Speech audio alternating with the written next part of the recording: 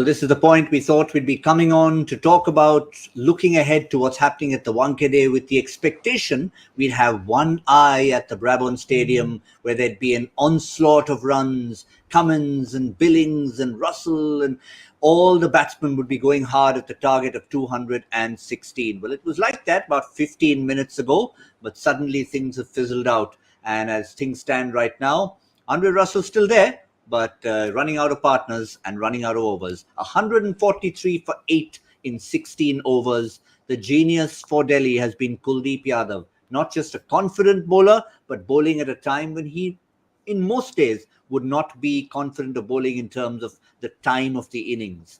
Absolute genius. 4 for 35 in 4 overs, Kuldeep Yadav, bowling on a small ground against big hitters and coming out successful.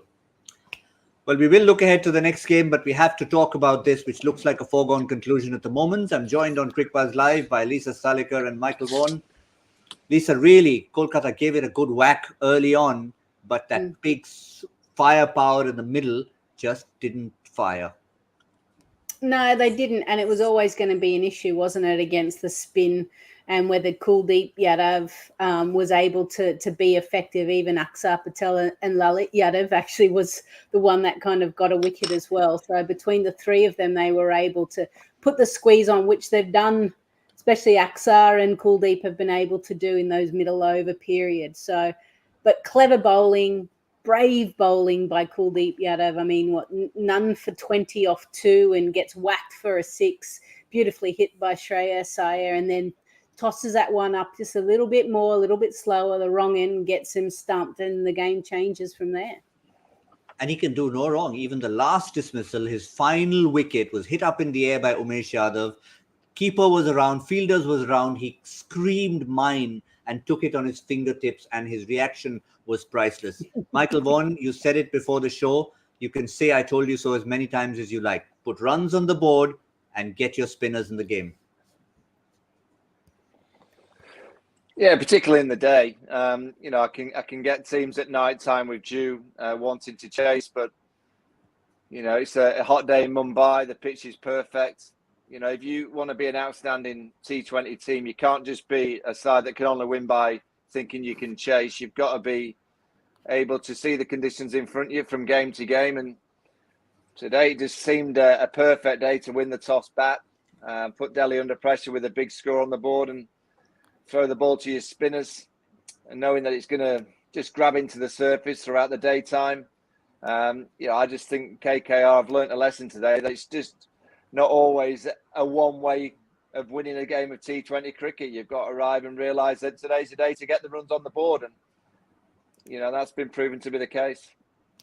And it was an overall bowling effort, really. I mean, everyone contributed, Lisa. It started at the top, 2 overs for 5 runs from Mustafizur Rahman, then the wickets in the middle, and no one really got going. You needed a kick from somewhere. We kept saying, okay, we're waiting for Cummins and Billings and Russell. You just can't leave it to these guys. You need a bit of a platform, and then maybe give them 6 overs at even 12, 13 and over. Yeah, when you're chasing a big total of 215, you need one of your top 4 to go big. And big, I mean 75, 80 runs, even 100 almost. And whilst Nitish Rana and ShreyasIyer were able to put on a good partnership, the fact that they both weren't able to kick on and get that kind of total meant you can't expect your big hitters to chase that many runs. They may be able to get you across the line when you need 30 or 40 and it's 12, 13 runs and over. But for a long period of time to go at that rate, it's too hard. Yeah, and again, from Kolkata's point of view, the spinner who was effective with ball in hand, Sunil Narayan, we were suggesting maybe it was the day to use him with bat in hand. Again, it was proven that in a situation like today, Narayan, the blazing hitter, likes the power play. He likes the fielders close to him. It just didn't work again. Yeah, absolutely. I like Delhi's different angles that they can create. I like the left arm overs. I think it was a very clever move from Ricky Pont and his team to go with the left arm overs to the right-handers of KKR. They're pretty much a powerful batting lineup with all right-handers. And so those left arm overs are crucial. The ball swings back in. You can have the opportunity of LBW's bowls. and also those cutters going across the right-handers, you can control your field and get the players hitting into certain zones that you can protect. So I think it's been a really good display from Delhi. From the opportunity of batting first, they've made maximum use of it, and then their variations and skill in the field have looked very impressive indeed. Well, we will, of course, talk more about the game at the end when we review both the matches that are happening a few hundred meters apart from each other. But let's quickly move down Marine Drive to the Wankhede Stadium. This is, of course, Rajasthan taking on Lucknow. And let's quickly get you into the lineups because there's lots to talk about there, Lisa. There are changes. Rajasthan, let's go with their team first. And this is what they've done. Significant changes, in fact. Kuldeep Sen, don't know enough about him at the moment, but he comes in place of Navdeep Saini. And in at the top comes Rassi van der Dusen. So they're obviously looking to strengthen that area and get some stability in that top batting. Yeah, so Evan Lewis, wasn't it, that got dropped? So interesting because... No, it was Yashasvi Jaiswal. Lewis has also got dropped for the opposition. But yeah, Yashasvi Jaiswal. I think it's, someone like... Van der Dusen, he's powerful, he's strong. They want to see what he can do in IPL. He hasn't really had an opportunity to do it, so why not give him a chance? Yashasvi it's been around, the last couple of years, and they've kind of opened with him and they've floated him around, so they still haven't found the perfect position for him. And of course, it is the men in pink who will be batting first. They've lost the toss. KL Rahul was he was sort of at a loss for words as to explain why. It is a no-brainer. There is a bit of dew around, and it's fair in an evening game to want to go out there and chase. They've also made changes, Michael, and this is what the Rajasthan, or rather the Lucknow team looks like, having won the toss. It's going to be familiar up top with Rahul and Quinton de Kock, but Evan Lewis makes way for Marcus Stoinis. And of course, they hadn't gone in with 4 foreigners every single time. Back comes Dushmanta Chamira. And I think that it's a like-for-like replacement. So it is 4 foreigners, Andrew Tye out, Dushmanta Chamira in. That's an interesting one, Michael, because Tye didn't do that much wrong.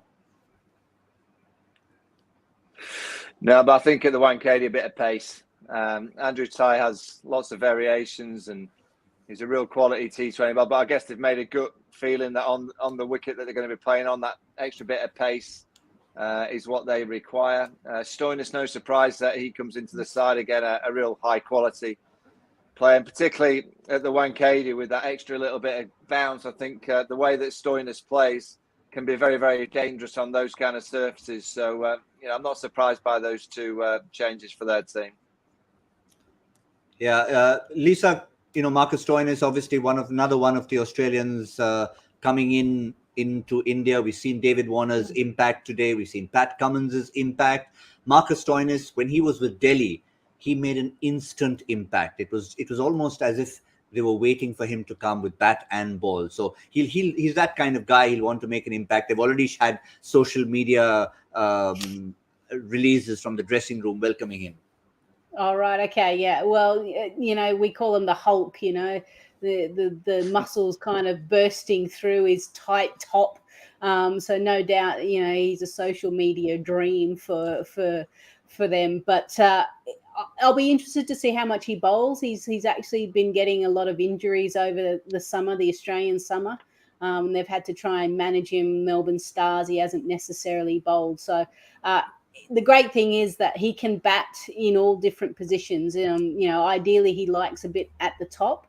But given the fact that that they've got some great top order players, it's really important that they don't rely on just the 3 of them. That this is where potentially Stoinis can carry a bit of the burden as well.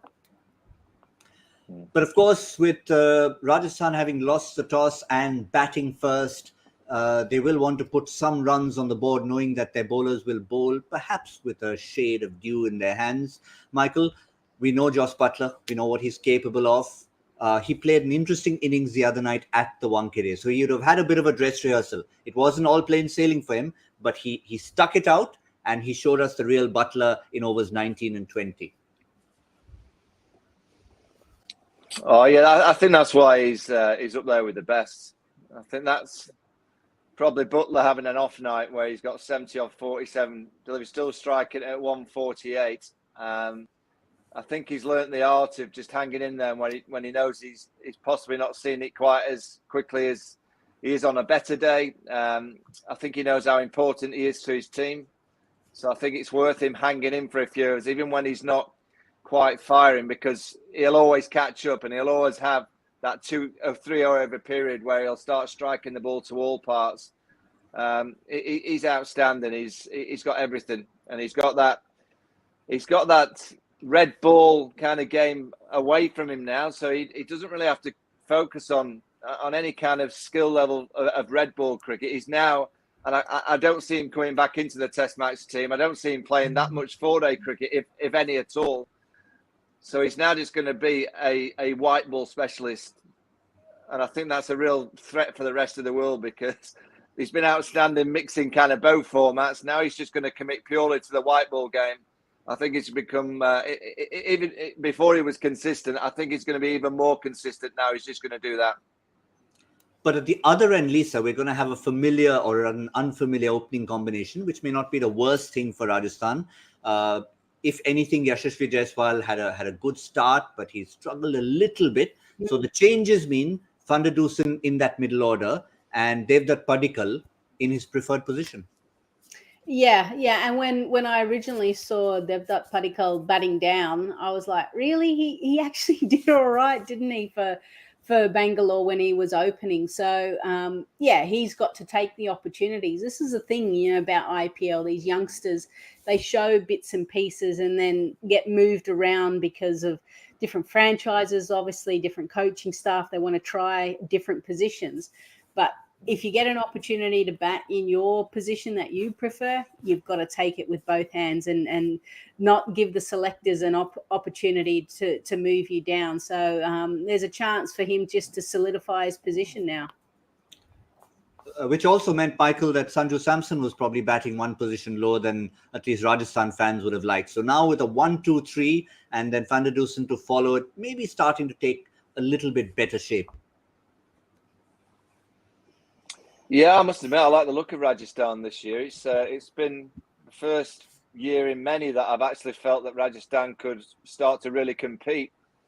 You mentioned that top four, but I think that experienced spin combination of Ashwin and Chahal is right up there with the best duo, if you like, in the IPL because of what they deliver. Trent Bolt, setting the tone with his left arm as well. Shimron Hetmai, who can, on his day, strike it to all parts. But, that combination in the top three of Padikkal, Butler and Samson, if they can be really consistent and find their kind of levels of consistency throughout this year's IPL, which they've started nicely already, I really do think that Rajasthan can compete with the better sides in this year. I've not said that for probably since the first year when the late Shane Warne was leading them to that trophy victory. I haven't really looked at Rajasthan at all as a threat until this year. I think they've got enough that can be still in it in a few weeks' time when we start talking about the eliminations. Yeah, and it's not a coincidence, Lisa. Even when the auction finished, everyone looked at their side and they already started sitting up and taking notice. Michael mentioned Yuzvendra Chahal and Ravichandran Ashwin. Add to that the quicker bowlers. Prasidh Krishna is the outstanding Indian T20 bowler now, and you've got a certain Trent Bolt on his home ground. Yeah. He by adding Trent Bolt, you've got a guy that at the front end can swing it, but then bowls so well at the death as well. So it's really important that they have that combination. There is still a few question marks about Ravichandran Ashwin as well. He's only picked up a wicket so far in this IPL. I mean, his economy rate is around that 7.5, which isn't too bad, but he does have a few left-handers that he'll be bowling to in Lucknow, so maybe that will just get him going. And he hasn't bowled badly, Michael. I mean, it's while Chahal is obviously the showman, being the wrist spinner, the guy who gets more notice, but he's had a couple of spells other than that one no ball and the one big 21-run over, where he's been the solid factor in that bowling lineup, Michael. Yeah, he has, and skill levels and coping with the pressure. I think every captain and every coach is after wicket takers, and the ability to dislodge the better players in the opposing side at the key moments, and that's exactly what he can do. So early stages of this year's IPL, but I think we're seeing quite a lot of promise from many different kind of bowlers and different combinations than we've seen in the previous years, and it's exciting to see. Yeah, it certainly is. But it will be a test for that excellent bowling attack if there is a bit of dew. I know they've been trying to use the spray, Lisa. It's worked at some points. It hasn't worked on other days. But if the dew can be held back, then bold Prasidh Krishna, Ravichandran Ashwin and Yuzvendra Chahal, provided they have a decent amount on the board, could be a handful. Yeah, they absolutely can. And, you know, we've started to hear that a lot of players and franchises are now kind of playing and training with the wet ball. I mean, I remember a story that Rashid Khan was just always practicing with a wet ball. You go to India at this time, you've got to bowl with the dewy conditions, and you've got to learn to be able to cope. So, you know, not ideal, but they're professional cricketers and these are the conditions that they're in. So you've got to find ways to figure out how to grip it and how to still be effective. And they're quality bowlers. They're used to these type of conditions. So they've just got to get runs on the board first. Yeah, that's most important. But the one man who will be leading the opposition in the field first and then chasing runs, he'll have to play his role with the bat. KL Rahul, Michael, your report card on him as captain. He had a different kind of role to play in Punjab. The team was very different.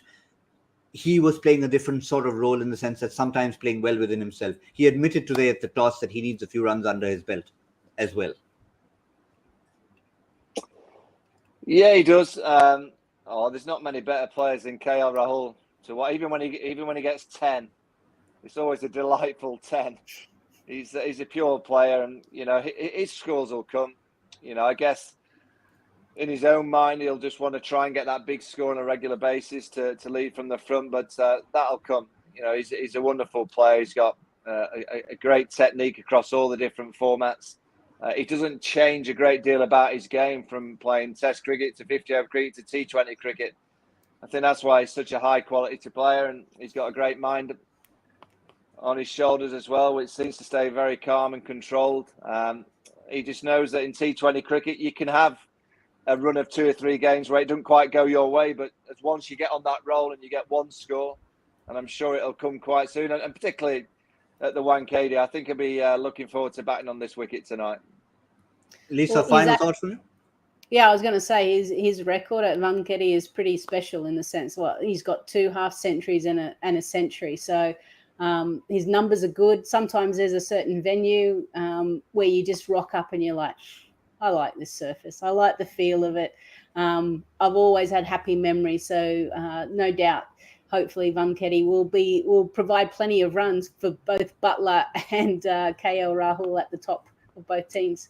Yeah, we're not quite expecting the run fest that we had at the Brabourne Stadium, where even in a losing cause, Kolkata have finished with 171. They've been dismissed 2 balls short of their final quota of 20 overs. Russell went towards the end, and then their final score is 171. That's what we can confirm. So in those terms, it's a pretty significant victory in terms of the number of runs. At the end of the day, when we look at the points table after both matches are done, I'm sure it'll reflect in the net run rate. That's something that both teams will need to keep an eye on. So victory for Delhi over Kolkata. It was inevitable towards the end, but I'm just confirming it now. What we've got left on this show is to try and put our own predictions right.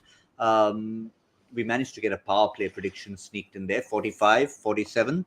But Michael, 300 meters down the road from the Brabourne Stadium, the Wankhede has runs, but it's not a 200 type surface. Yet there are some big players in there.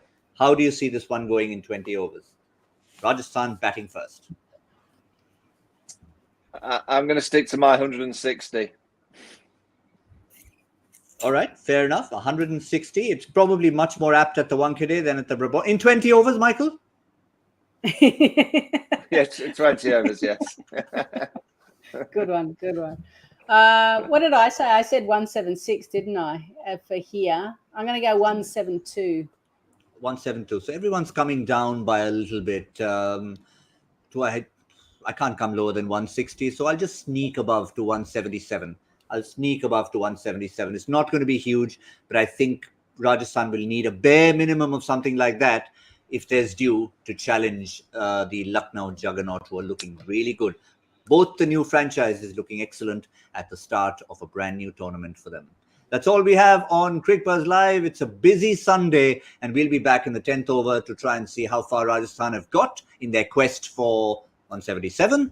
And we'll, of course, wrap it all up at the end of the day. For now, from Lisa Sthalekar, Michael Vaughan, and myself, that's all we have on Cricbuzz Live.